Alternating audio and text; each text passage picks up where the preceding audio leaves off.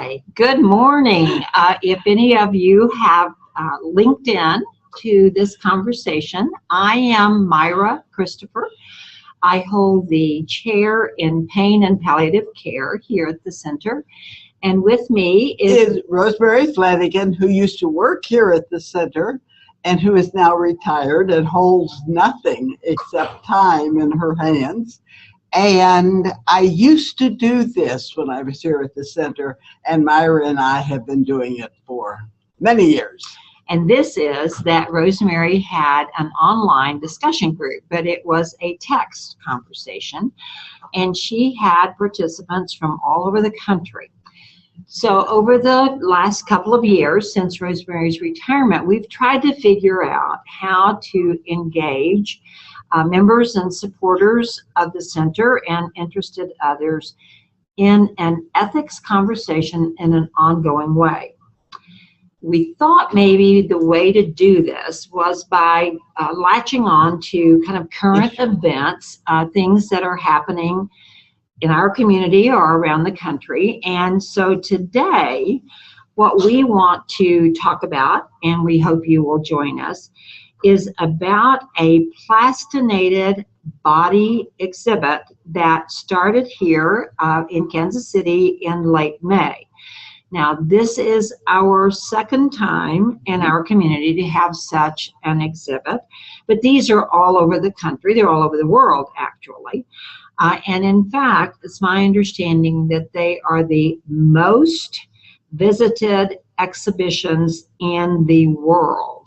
Oh my heavens. So we want to talk about the ethical aspects of this, and I'm going to ask you, Rosemary, since you're a philosopher, to start us out with your sort of the foundation of your thoughts about this. When you do ethics, you argue. And the neat thing about having worked with Myra is that we argue a lot. Now, what you and who have been probably doing this, many of you, as long as Myra and I have done, what you do is to watch the argument so that you can come in and address us on the same level or whatever that we're trying to do. Otherwise, we're going to be just throwing out opinions. Doing ethics isn't throwing out opinions. For example, I think you will be surprised to learn that Myra and I disagree on the ethical implications of this thing. And I'll bet you anything, if I had X-ray vision, I bet you most of you people think that I'm the one that's going to be saying it is ethically obscene, and Myra is going to be the one who says it is ethically defensible. Switch your heads. Absolutely. I will argue that the process, first of all, the way we treat the human body, both when we're living and when we're not living, is very important ethically. When the exhibit came here 2 years ago, there were many questions raised because it had been patterned on an exhibit that had used Chinese prisoners, and their bodies had been taken after they had been executed or died in prison or whatever, and whatever was done to them, there was no permission given, no thought that permission even ought to be given. And so there was very heightened sensitivity to whether or not this particular exhibit had received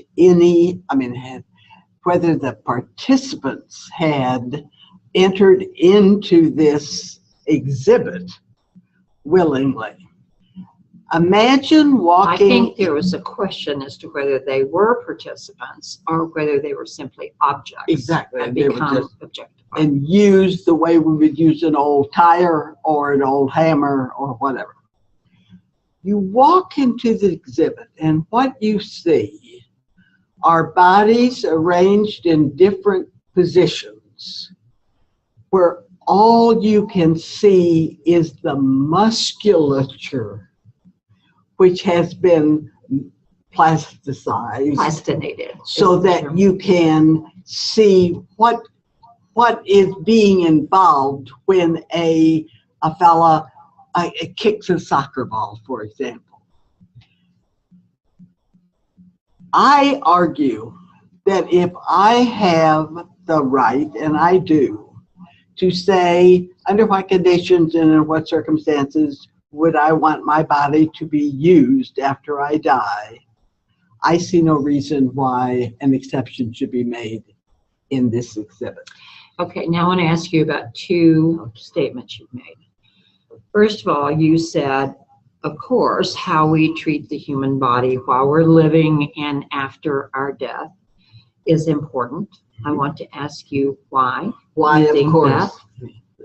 And then you also made the statement that you have the right, yes, that's right, to decide what will be done with your body. But I would ask you, why Rosemary, do I have that right? Is that an absolute right? Absolutely. Number one, why do you have the right? And second, I hope is it an everybody's absolute noticing right? what we're doing is clarifying. Our speech sometimes makes such assumptions that we don't have a clue of where one another is coming from in the argument. So when Myra calls me to justify my assumptions, that is a terribly important part of ethical discourse. Okay, let's do the first one. Why is the human body to be treated any way different from roadkill of a raccoon? Okay. And I've taught the philosophy of the human person for so many years to so many students. I have always argued that because the human person, being conscious, being capable of making choices, is that ability just makes the possessor of that ability unique, and unique insofar as we have learned to treat that person differently from a raccoon while the person is living, and I will argue that we ought to treat that body of that person differently than a dead raccoon. And I would agree with that assumption that we ought to treat the human body differently than that of other animals or other things. But I think I would make that argument because I believe so strongly in the importance of the respect for the dignity of human beings, not collectively, of all humans. And it concerns me that if we begin to allow the body to be an object, then it is corrosive to that assumption. Then it erodes the specialness of the human body, and I think it's a very risky proposition. But I'm going to push you, so we agree about that one, but maybe for different reasons. But I want you to answer the question from me of what gives you the right to control your body, and is that an absolute right? And I think I can really get you on this one.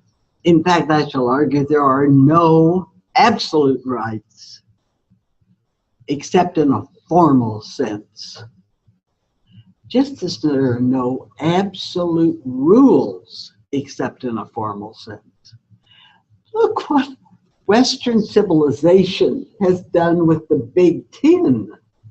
I mean, here is God, and he's giving these 10 rules, and what have we, thou shalt not kill. And we say, well, just a minute, God, except, and we've made exceptions. So I'm arguing that no, there are no absolute rights except formally, but I have the right to say what if, we got to be careful here, what can be done to my body after death. Myra, it worries, and I love it in her that she is able to defend this. She worries that there is a whittling of the respect due to human beings going on in our culture madly, and just sees this as another whittle. But I say to her, Myra, do I make my body an object when I donate it after my death to medical students?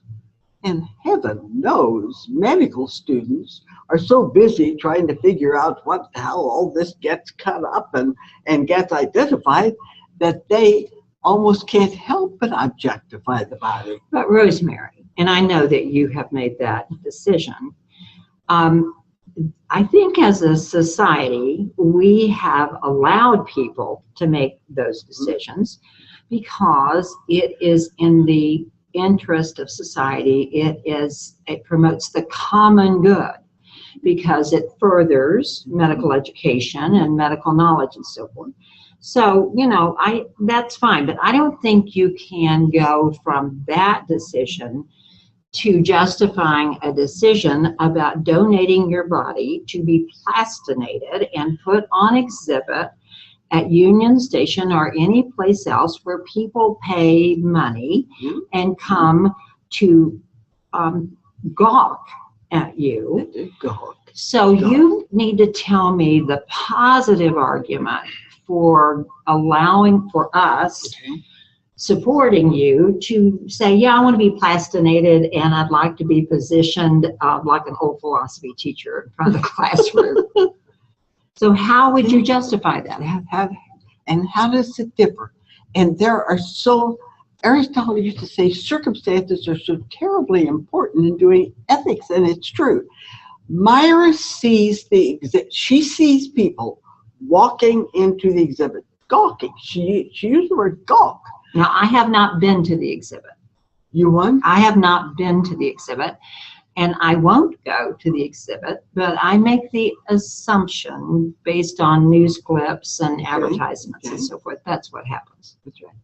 But I would argue that Myra sees people in the audience who have paid this money. Of course, medical students pay big bucks too to carve up on me when they practice medicine. But Myra sees this gawking and she sees it as demeaning to the human person, and that's and she's a woman of principle. She has not gone to the exhibit. I've seen it 3 times. I did not see you little boy, I did not see a single person in the crowd at either Denver or here in Kansas City, where I've seen it twice. I have not titter, snicker. I said to Myra when we were talking about this, I said, Myra, I learned something. And she said, now, Rosemary, and that is true. I didn't learn the names of any, but in the awe in which I found myself staring at that exhibit, I learned the beauty and complexity of the human body. But you did not have to see them skinned and plastinated to learn that. No, you already knew that. So your argument that it's educational, I just don't buy it. I really don't buy it. I think that it is perhaps entertaining, or that's kind of a perverse notion of entertainment from my point of view, or that maybe it sort of strikes awe in people. But when the exhibit was here before, you'll remember that with Dr. John Lantos, who was then one of our colleagues, we wrote a book about these exhibits that was, I don't remember the title of it now, I think it was Bodies Revealed, but the chapter that I contributed to that book, this whole thing harkens me back to when I was a child, and we would go to the State Fair of Texas, and there would be freak shows where there was the alligator boy and the bearded lady and in the two-headed cow and all those things. And there was lots of tittering. Yes, and you know, even as a child, I always wanted to go. And I would buy a ticket and I would stand in line with my friends. But when it was time to go in, I would always chicken out. Now, you and I have talked about that. Leon Cass has talked about the yuck factor. Yuck factor. You've got to talk about that. And we ought to talk about that because, you know, actually he used that initially in the context of stem cell research. And I wasn't very compelled by his argument, but in that case, but I do believe that when there is something almost intuitively repulsive or repulsive to us, that we ought to stop and ask ourselves, why is that? Absolutely. Let me move away from being all plastinated or whatever. My stepmother was so offended by the thought that I had donated my body so medical students could cut up on me, that in deference to her yuck, this is just awful. I told a friend that I live with that if I died before my stepmother, I did not want to have my body out of donated. respect for Neva. So listen to what we're saying. We're not saying an absolute always, an absolute never. We're saying it depends upon circumstances. And I will argue that the insight she gains from her yuck are different from the insights I gained from my yuck. I think that's true. But I want to say too, Rosemary, that I have heard you just really make people squirm by talking about questioning their motivation or their intentionality and arguing that it was critical to making an argument, an ethical argument in defense of an action. Now, I want to ask you, what do you think really motivates the creators of these exhibits and those who host them? And I would argue that it is not education, it is money. It's commercial. It's commercial. Without a doubt. And I will admit that. It is commercial. So, you know, when you talk about the medical students, I have been so pleased in the last decade or so that there's an awareness, because there were always stories told about med students going to the cadaver lab late at night and, you know, cutting off a hand and scaring somebody with it the next day, or eating a ham sandwich while they were, you know, dissecting some part of the human body. That the medical schools across this country have recognized the danger of objectifying the human body. And in fact, now when students start their medical education and they get to that place, there are very special requirements and ceremonies for them to require that they understand the gift that they have been given. That's right. And to remind them of who that person was and why this gift was made.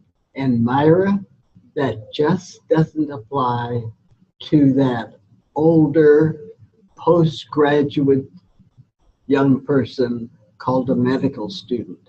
When I was at Rutgers teaching, we had gross anatomy for our health professions interested people. And that door to their lab was always closed. The respect those young people, I thought it was tremendously valuable for them when their instructors laid down the lay down the law about how you treat a dead human being. I thought I think it probably deepened their appreciation for the respect due to the human being more than my philosophy class could have done. And Rosemary, although I think you're completely wrong about this, as you are about a number of things, Isn't that but delightful? you know, I'm not inclined to go down and chain myself to the door of Union Station, because in a pluralistic society, we know that very thoughtful people can disagree about this. Agreeably. Respectfully, Uh-huh. anyway. And what I would hope, and our reason for writing the book, sponsoring the writing of the book originally, was that we hoped that it would be put in museum gift shops, so that when people were either waiting to go through the exhibits or they were leaving and looking for something to take home, that they might pick up this book, which held very different views. There were several chapters, and ethicists and medical humanities folks from all over the country contributed to it. So I think, even if I would disagree with you that this is an educational experience, I think there are things to be learned by thoughtful people questioning whether or not this is a good or a bad thing. And we have a very good example here in the Kansas City area. The some reporter from the Star ran to our new bishop, Catholic bishop, and said, you know, what do you think about this? And he was very thoughtful. He didn't condemn it, but he said, I don't think small children, it shouldn't be a field trip. It shouldn't be a field trip for small. And that is exactly the way you do ethics. There are so many things that small children just don't do. Right. And when you get to be young thinkers, you get to do so many things, and that's the way we learn. Well, I think that's true, and I also think that small children could easily be frightened or terrorized by these exhibits, but I do understand that lots of children go, and that parents often take their children. And their teachers are probably so glad to give them something to do besides holding them in the classroom. Right.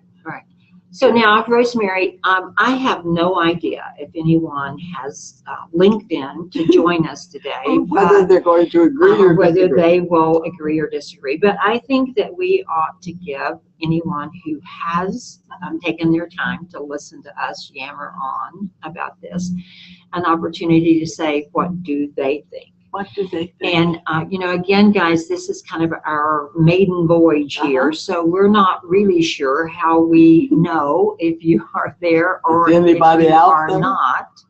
So we'll wait just a minute, and if questions don't appear on our screen, then we will talk about how we're going to, other things. And in particular, I'd like to talk about this new effort on behalf of the center that you and I are trying to lead, so that people can get engaged and involved with us, because I think this is great fun. Mm-hmm. And it gives me reason to ask you to come every few weeks. And it also gives us an opportunity to, I hope, model what ethical discourse is. Yeah. And I hope it gives our members and supporters an opportunity to share their thoughts, their views about current events and things that are going on that have ethical dimensions. Well, so we're going to wait just a minute.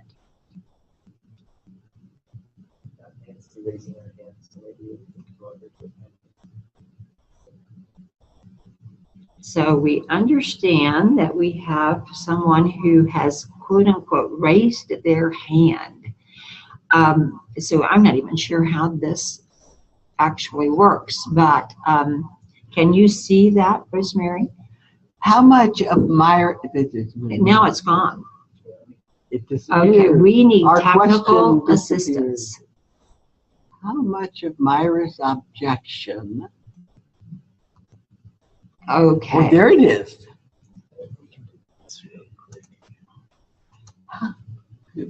Oh, thank you. Oh, Thank you, Matthew, you are Matthew. wonderful. Thank you. How much of Myra's objection is based on the commercialization? Yeah, good point.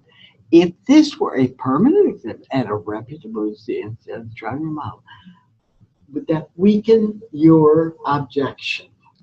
It would lessen my objection because Okay. the commercialization is a big factor for me, but it would not eliminate my concern. But that's a very good question. Yeah. So I'm wondering if anyone else has a question. I'm curious if there's anyone else involved today who's actually been, because, you know, as I said, I have not gone, and I've made a decision that I will not go. Is anybody else out there who's been to the exhibit?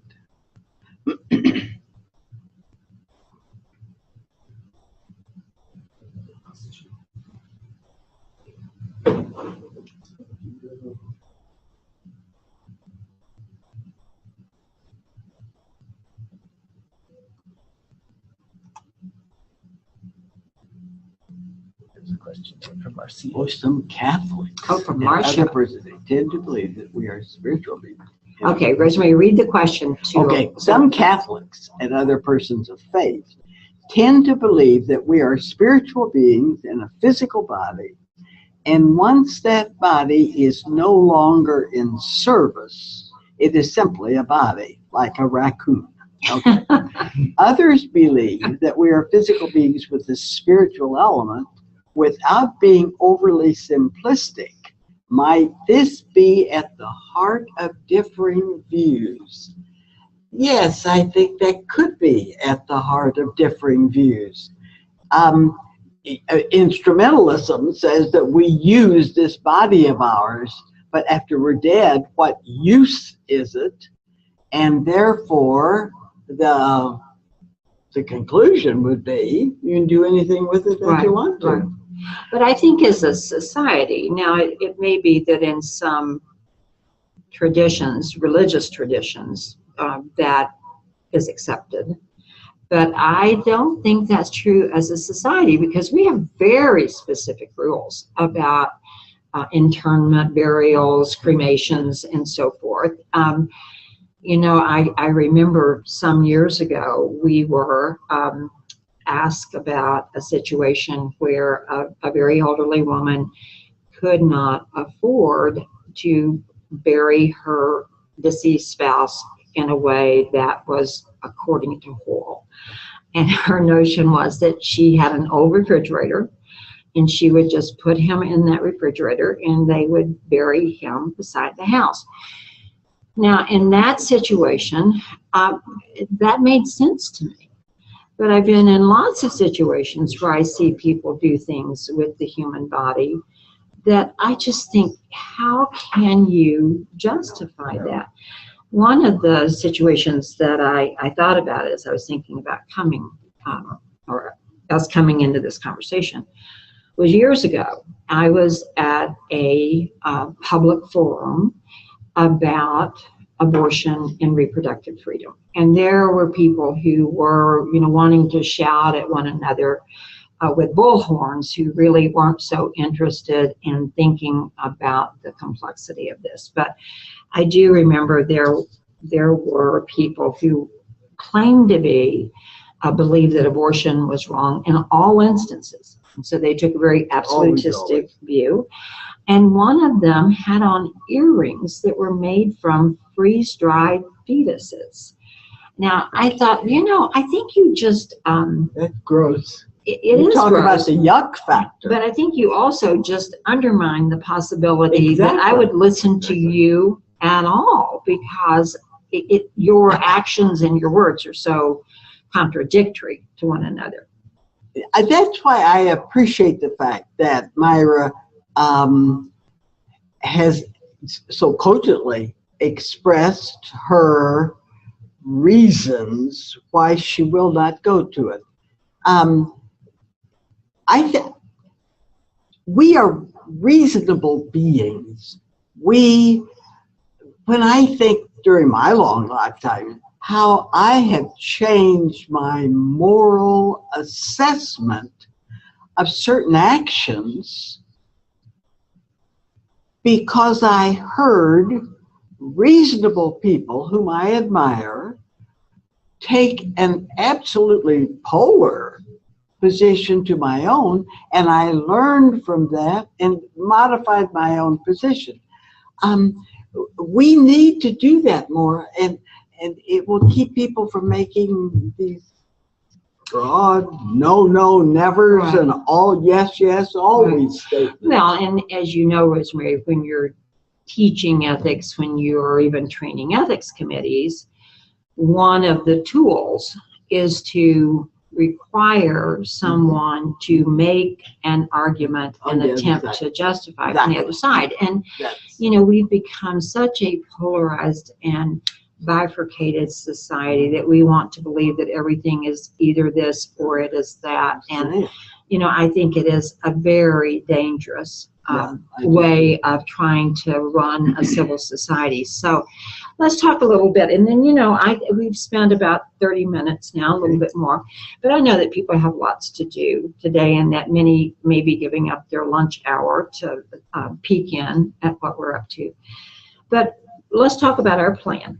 Our plan is that every couple of weeks, so on a regular basis, you and I are going to get together and have this kind of conversation and invite others in. Now, what I would ask those who have LinkedIn today to do is to email the center and tell us, are there topics you would like for us to take on? Are there issues that you are grappling with? And again, they need to have an ethical component of it. I don't want to get into politics at this time of the year, which seems to be omnipresent. I mean, everyone seems to be wanting to do that.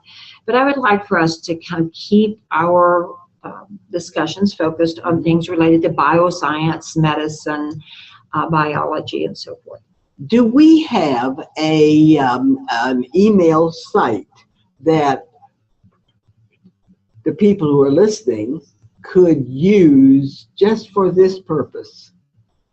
Tell us, dear Matthew, what site are you expecting that they would just go into practicalbioethics.org or how?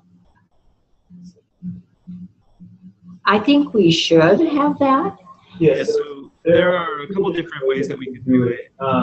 You could email me personally. My email address is mpjecha@practicalbioethics.org, and I'll drop that in the chat so you guys can see it. And we could also just have activity on the Facebook page. Anyone who wants to comment can leave a comment there about the conversation today or about future subjects people might want to talk about. We're always willing to take suggestion. So yeah. Thanks to everyone. You have Facebook. I have no friends. No, I don't either. So we're in the same kettle of fish here. But Matthew will be advertising these on the center's website, just practicalbioethics.org, and giving people information about that. And Matthew, I also was going to ask you, are these archived? If someone didn't have an opportunity to listen in today, would they be able to go to the website and pull it up and watch us talk about these issues? And Matthew is saying they will be on YouTube, but we will send more information about that.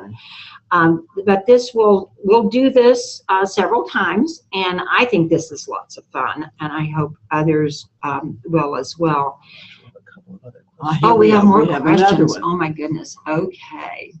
Your turn. Okay. This panelist says, this is a really good question. I am a rabbi. And in the Jewish tradition, burial is to be within 24 hours or as close as possible, out of respect. Why would it not be possible, with the knowledge we've gained already, to have models rather than actual human beings? I think that's an excellent question. And I think that is also true in the Muslim tradition. So two major religions hold to that. So Rosemary, I think he's trying to put you on the spot. Well, and I think this is a very, very good point. Nobody needs to go to this exhibit. Nobody has to sign up for this exhibit. I would respect any religious or ethical position that would say this is beyond us. And the use of models, why not? Well, good Rabbi, let me just tell you that there is a big controversy going on in gross anatomy labs throughout the United States right now about the use of models rather than carcasses like mine.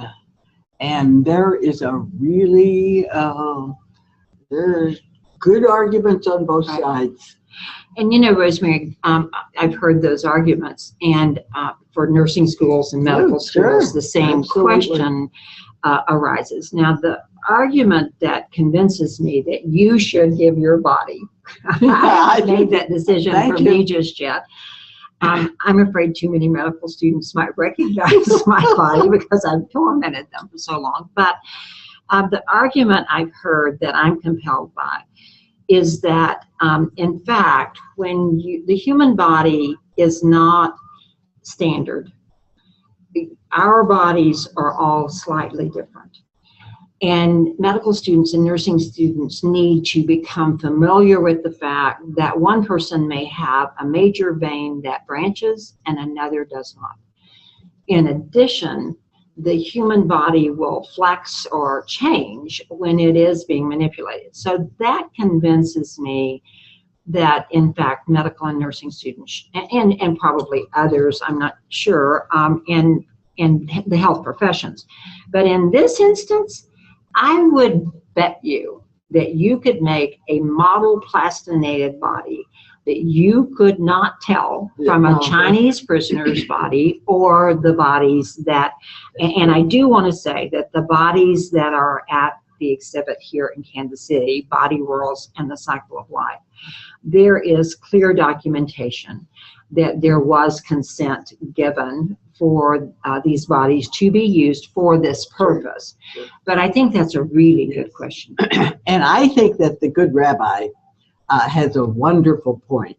I think sometimes we try to get too sophisticated, and so we start younger and younger with using, for example, in gross anatomy in a sophomore in college anatomy class. Oh, no. I used to try to get college students to push off ethics until they were older. It certainly was something like this. You would, for those people, the model is the answer. But as you get more and more, I agree with Myra, there is nothing like working on real flesh and bones. Well, and one of our people participating today makes the argument, which I think I did not talk about, but that the students in the healing professions need to know textures and density, etc. So I think that just adds to the argument I was trying to make. I love this question. I'm going to read it, and I want you to answer it. What about the way the body is being objectified on social media today, especially by the Kardashians? Do you know who the Kardashians are? I don't. I read the paper, so I know the name, and I know what they probably are, but I don't know. Yes, I grant that. And I grant that Myra's yuck factor is very tied into this way that the body is being objectified today. I think that's a very good question, Nancy. it just looks as if I ought to pull back and say, Myra, you got the truth on your side, because it would look as if doing that plastination or something is just objectifying it more. But I'm going to make a distinction. I think that they are two different things. Well, Rosemary, I want to tell you about the Kardashians, because I didn't know who they were either until, I don't know, probably 10 years ago. And my grandson said something about the Kardashians, and I asked him who they were, and he said they're very famous people, Nano. And I said, what do they do? You know, why are they famous? Do they sing? He said they don't do anything. They're just famous. But the Kardashians, as I know them, are very beautiful women who are very comfortable with not wearing clothing, or at least much clothing. And their trademark is, in fact, that they have been gifted with very large derrieres that they show off prominently. Now, here's what I would say about that, is that as I see the impact of people like the Kardashians, and there are others, I mean, this is certainly not restricted to that family, on our society, and I see children trying to emulate that look, then it is hard for me to buy into the argument that this is not corrosive to our society. Now, this may be more a matter of mores, morals, and adequate, frankly. You know, I said after our grandson's prom this year, whatever happened to Laura Ashley? You know, some of those dresses these girls wear, I'm thinking, oh my goodness, well, that's not really an ethical judgment. That's about rules of society and social conduct. But I think it does give credence to my argument. It certainly does. The rabbi came back and said to us, the rabbi here again, models wouldn't work for med students who need, that is so true. They need to be able to feel the textures and the density. Okay, Matthew is saying we have another question. I don't see it. John would like to ask a question. Okay. We don't see it though, Matthew. No. John, wherever you are, we're trying to find your question, and we will answer it as soon as Matthew does his magic. I'm going to tell people about Matthew because I hope you will get acquainted with him. He is, I think, our newest associate here at the center. Matthew did an internship with the center a couple of 3 years ago, and he has a master's in bioethics and is very interested in systems, policy and systems, and health policy systems and bioethics. And he has been really a joy to integrate into the center. And Rosemary, with him being in the room, I think the average age of the three of us probably dropped significantly because he is He's young, so nice and young, very bright young man. So, Matthew, do we have a question from John or no? He's going to ask the question in your chat, so you can respond to anything else that's shown up so far. Let's see.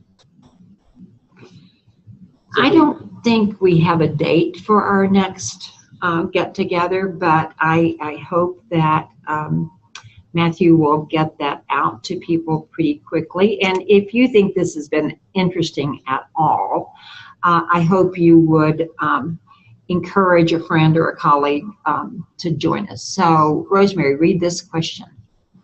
It seems to me that Myra and Rosemary disagree about the experience viewers are likely to have. That's true.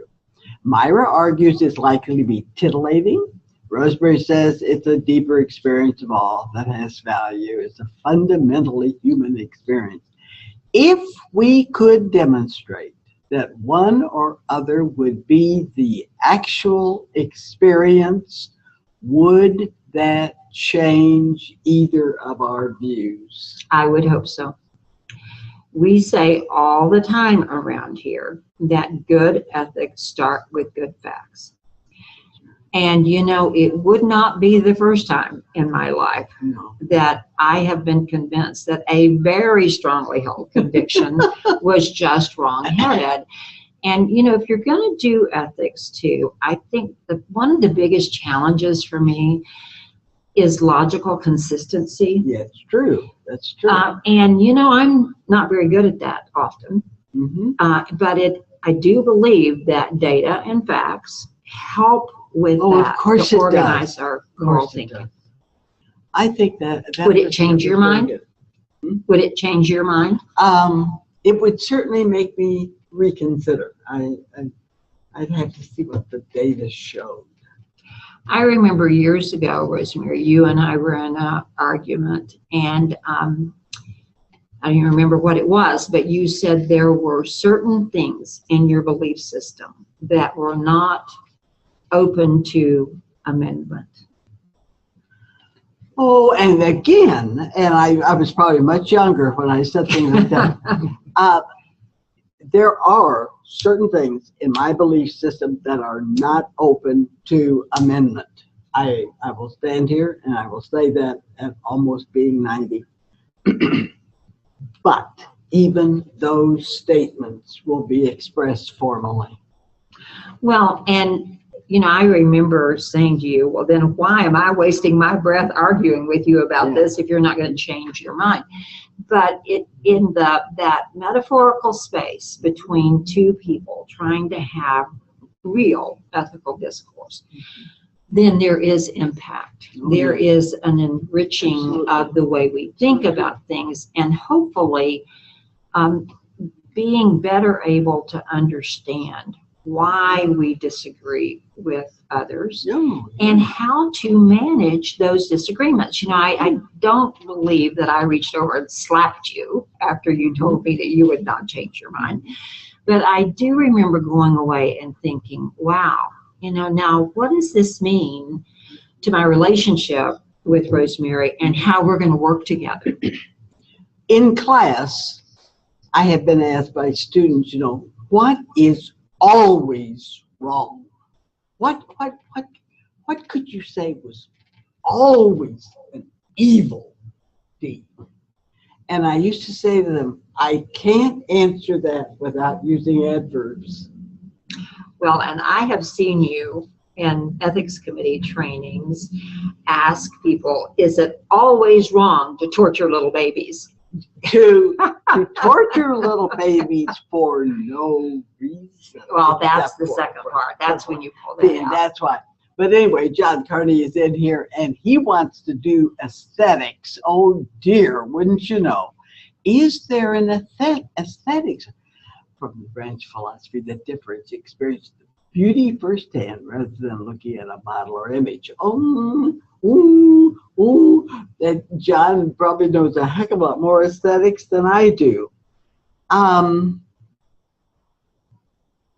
Yes, I would think that there is a basis for a different kind of knowing, even the knowing about beauty.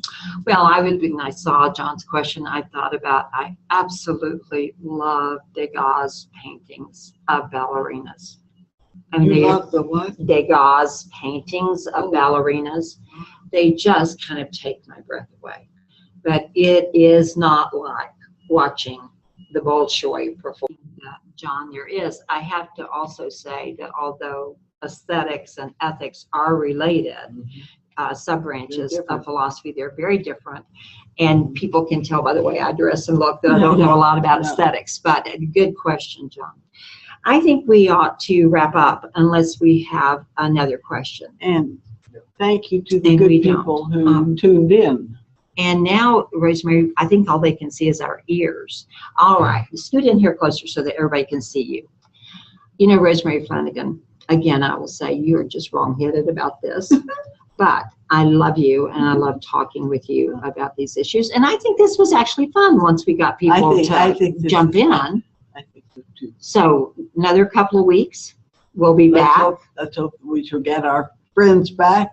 Bless Okay. their hearts. Thank you, guys. Everybody you. have a great weekend. Eat your sandwich now, and we'll see you sooner than 2 weeks, but I hope.